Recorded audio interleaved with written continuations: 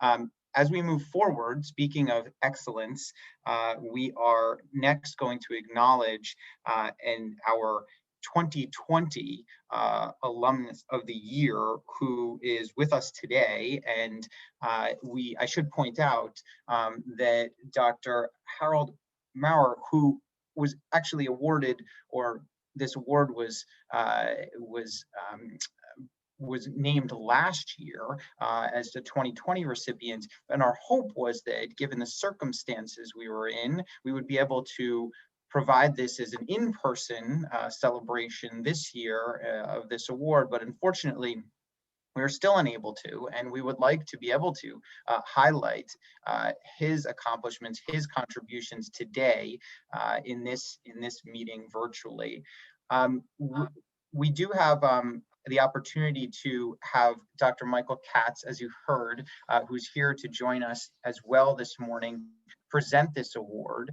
And I want to give a little bit of background about Dr. Katz for those who might not know him, and then I'll turn it over to him in a second. So Dr. Katz did serve as the Ruben S. Carpentier Professor and Chair here in the Department of Pediatrics from 1977 to 1992. And following his tenure here at Columbia, Dr.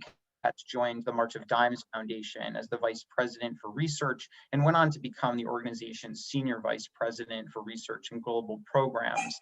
And he was in that position until 2012. He became the Adjunct Professor of Pediatrics at Stanford University in 2018 and assumed a faculty appointment at Oxford University in 2019. He did, as I mentioned earlier, initiate the first lecture in 1966. And actually, this first distinguished speaker was Dr. René Dubois.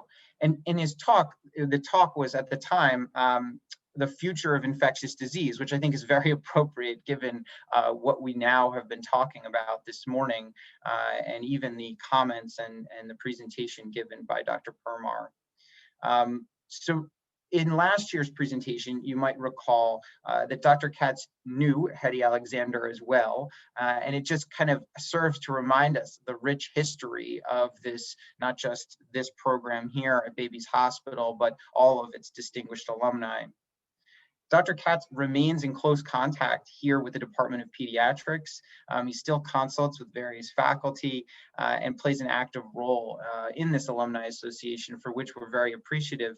And part of that is being here today to help us to present this award. So Dr. Katz, I want to turn it over to you now, and thank you so much for joining us today. Thank you very much. Also, I need to be on. Can you unmute me, because I need to press various buttons to do that. You're unmuted. We can hear you, Dr. Katz. Okay, now I'm unmuted, which my wife helped me with. She usually mutes me rather than unmutes me, but that's another matter. Just before going on, I would like to thank Dr. Permar for her excellent lecture. And I would need to have running shoes to keep up with what she provided us with. It was an enormously informative lecture, and I'm very grateful for it. As to Dr. Alexander, she was very important to me because her guidance in my early steps in infectious diseases has prevented me from stumbling. So I thank her memory for that as well. However, there is another explanation that I'm owed you. The person who was going to present to us, Dr. Maurer, was Richard Steem, one of my colleagues as a senior resident. He was 1 year behind me, but he is recovering and is actually doing very well in convalescence from a complicated open heart surgery, and he is listening to it, I hope, but he's in Santa Monica and the time difference may make it difficult. He, as some of you who know him, has never been free from carrying a tennis racket, and I'm hoping that his recovery will allow him to be again a master, among other things, of tennis. Now, what I'm going to do is read to you his comments that he would have delivered were he here. Hal Maurer, Richard Steem, and I have sort of a triple coincidental chronology. My chronology is that when Maurer came for his interview to be considered for residency at Babies Hospital, I was asked as a senior resident to be his guide and show him around, which I did that. And I remember that very distinctly, but even more important to me is that he could remember that. The next thing that happened was that Dr. Steem was his senior resident. And as he says in his notes, I didn't get to know Hal very well because I didn't have much to do as his supervisor. He was on the top of each case, wrote excellent notes, and made all sound decisions. He never overlooked head measurements, growth charts, vital signs, and other details of complete care.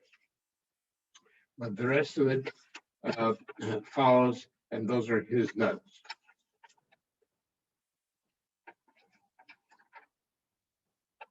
I nominate Harold Maurer for this award. He was a pediatric resident at Babies Hospital from 62 to 64 and a fellow in pediatric hematology with James Wolfe from 96 to 98. He then joined the faculty at the Medical College of Virginia as an assistant professor, was promoted to professor in 75, and then served as chair of pediatrics from 1976 to 93. At all that time, he maintained his clinical and research interests in pediatric hematology and oncology. In October 93, he was appointed Dean of the University of Nebraska Medical School. In December of 98, he was named Chancellor of the University of Nebraska Medical Center and Vice President of the university. He served in his role for 16 years until his retirement in January 2014. Rather than rest on his laurels, and by the way, his laurels were so major that any rest on them would have made him very uncomfortable just lying down.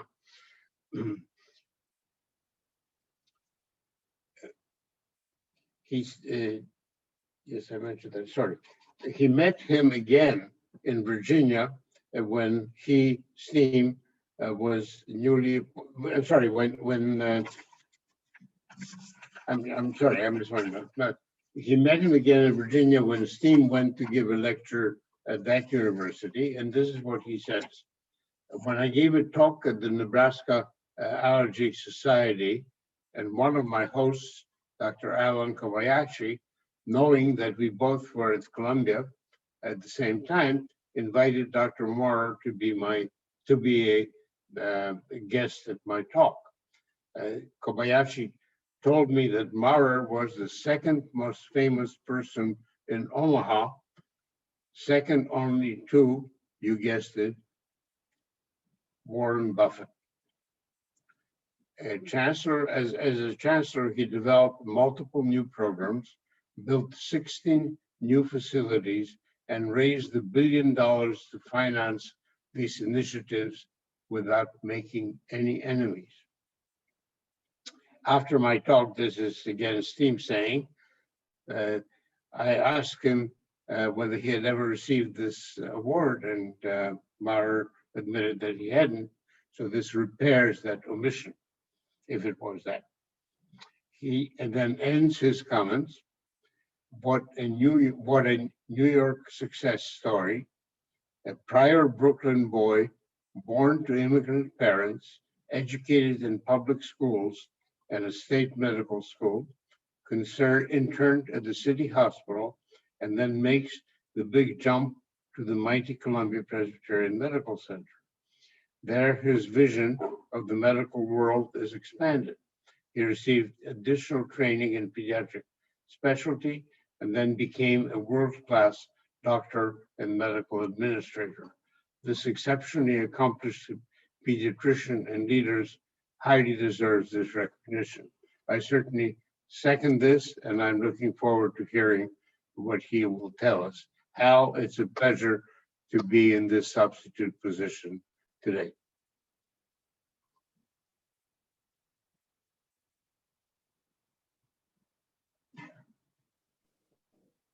Can you hear me now? Yes. Yes. Okay. Well, I'm honored to receive the Babies Hospital Distinguished Alumnus Award for 2020. Actually, I was looking forward to receiving it in person for a year ago. And then I look forward to receiving it in person this year. And I hope next year the recipient will receive it in person. Anyway, I'd like to thank Dick Steem and Mike Katz for nominating me for this award. And I'd like to thank Dr. Orange and the selection committee for choosing me. And I'd like to thank Peg Dubner, who has led me through the entire process, starting in 2019, at the end of 2019. Now, as part of this award, I received this glass piece. I don't know if you can see it, but it's a rising star. And my wife and I do collect glass, so we'll cherish this award. And at the bottom of the award, it says 2020 Babies Hospital Distinguished Alumnus Award and my name. And on top it says the Babies Hospital of New York City, 1887. So I wanted to share that with you. Now, having been at Babies Hospital was an inspirational experience for me. The faculty there were giants in the field of pediatrics and included Jim Wolfe, Bill Silverman, Hattie Alexander, Sid Blumenthal, Sylvia Griffith, Tom Santulli, Ruth Harris, Kate Sprunt, of course, I mentioned Hallie Alexander, Pete Scaglione, Dave Baker, Mel Grumbach, Dorothy Anderson, who described cystic fibrosis and glycogen storage disease, Bill Blanc, Ed Kernan, who was chair of pediatrics at that time, Sidney Carter, Arnold Gold, Abe Katurian, Jerry Jacobs. Many of these were previous recipients of this award. At the same time, I had a resident group that was so inspirational.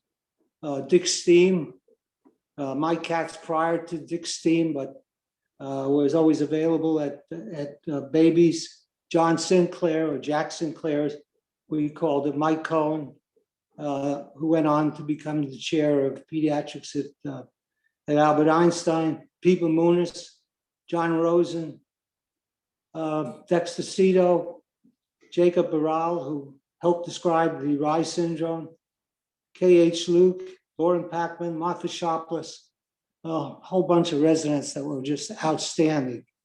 And I was a junior resident and then became a senior resident, 62 to 63, 63 to 64. Then I went to the U.S. Public Health Service for 2 years in Norfolk, Virginia. And at that time, Arnold Gold became the visiting professor there. And then I came back to work with Jim Wolfe as a fellow in 1966 to 1968. And I have special memories during my residency. One is that Mike Cohen, we called Super Mike, because, or Super Cohen. When I was on with him at night, if there was a patient admitted for meningitis, instead of taking the elevator, Mike would say, listen, we got to climb the 12 stories. So we didn't take the elevator, we climbed 12 stories to get to the patient and finally administer the antibiotics that were necessary. A second episode, when I was a resident, I had a patient who had developmental delay. The baby was six months old and hadn't developed from the third or fourth month of life. I did a very thorough examination on the baby, took a comprehensive history of the baby, and then went into a side room there that was dark and took my flashlight and illuminated the baby's head. And the baby's head illuminated like a light bulb. And the baby had hydranencephaly, and unfortunately didn't make it. Another episode that I remember is I did 13 exchange transfusions on a baby who was Rh negative. What an experience that was. In addition to that, when I served in the ER, you couldn't do this now, but when I served in the ER, you screened the patients that came there. And if you found somebody had a routine problem, you send them to what was called the local city hospital, LCH. And you only admitted patients who were important as new opportunities for the residents and faculty. I had the distinct opportunity of working with Hattie Alexander. She was very, very, very serious-minded. One night when I was on call as a senior resident, I got a telephone call, and the person on the other side said, and after I introduced myself as Dr. Maurer, the senior resident, said to me, "I'm Hattie." And I had the nerve to say to her, "Hattie who?" And of course, she laughed and said, "I'm Hattie Alexander." Well, the next day I thought I was going to be fired. But on the other hand, she was an excellent teacher and went about her business as she would have without that call. Lastly, I remember every Friday afternoon at 4 o'clock, we'd go to the pathology laboratory. And Dr. Anderson and Bill Blanc would prepare a drink called glug, spelled Gloog.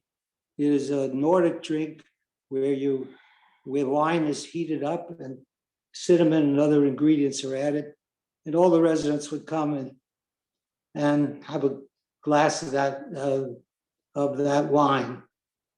Now, when I went on to fellowship in 66 to 68, Jim Wolf was a skater, was a skier, and he went to Denver skiing and he broke his leg. So he came back to the hospital, of course, came back to his home, and he was laid up for about 3 to 4 weeks. So he called me to his home and he said, "Hal, you're on call now, and you're going to manage the service. But every night I want you to come to see me and go over the cases." So every night I'd go to where he lived and review the cases with him. And my greatest experience during that period of time was when Dr. Ed Kernan, who was chair of pediatrics, called me and said, "Hal, I'd like you to consult on a patient with a hemolytic uremic syndrome that was referred to me." I thought that was something special, and I've always remembered that. Now, when I was a fellow, I had a number of opportunities to publish 3 papers, but the thing that I remember most, and it's been most long-lasting, is that I was called to see a patient on the 8th floor of Baby's Hospital who was an albino and had a bleeding disorder after a tonsillectomy. So I reviewed the literature, after examining, doing everything with the baby, reviewed the literature and found that there was a syndrome called the Hemanski-Podlick syndrome. No one knew what it was about, except that it occurred in albinos and they had prolonged bleeding time. So what I did is I did a bleeding time on the patient, and of course it was prolonged. The patient had 2 other siblings who were also albinos, who had the same problem and had 4 other siblings who were non-albinos, who were all normal in history and on examination with the with a prolonged bleeding time. So we ran studies on this patient, and everything was normal except for the platelet function studies. And the platelet function studies showed that there was no platelet ADP release. So platelet aggregation did not occur with either ADP or with epinephrine or with collagen. So I asked Dr. Sue Buckingham at the time, who was a basic scientist in pediatrics, and she was very interested in doing some studies on this baby, on this child who was 10 years old. And she used a tryptophan loading test to see if the platelets could concentrate this tryptophan. And of course, tryptophan is a precursor of serotonin, which was pretty low in the platelets. And of course, the platelets did not concentrate the tryptophan. And so I then called Dr. Art Spielvogel, who was at Montefiore Hospital, an expert on platelet electron microscopy. And he came and he examined the platelets under microscopy.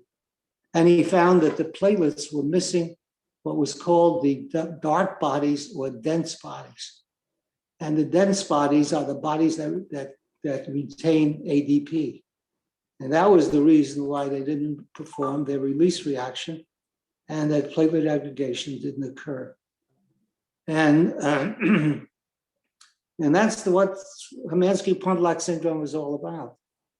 Dr. Wolf had another patient, an albino in his clinic, and I investigated that patient, and she had the same problem. And then I went to a clinic, the dermatology clinic that the interns had, where they concentrated all their albino patients. And none of them had this defect at all. So that was a wonderful story. It still persists. And it's mindful of the wonderful time I had there, except for one problem. Sue Buckingham committed suicide. And I don't think it was related to this episode, but she committed suicide. And I had to go back to her laboratory afterwards when I was already on the faculty of the Medical College of Virginia to retrieve all the data so I could write the paper. And I did that, and we subsequently wrote the paper. But Babies Hospital has always been with me. It's always been part of me. It's a big part of what I did when I became a faculty member. And I learned a lot from the folks who were the teachers during the residency. And it was a great inspiration to me. So I appreciate this award. I thank you all for making it possible. And I thank Dick Steem again and Mike Katz for nominating me, and for Peg Dubner for having the persistence to lead me through this whole process for more than a year. Thank you very much. Thank you very much. And the only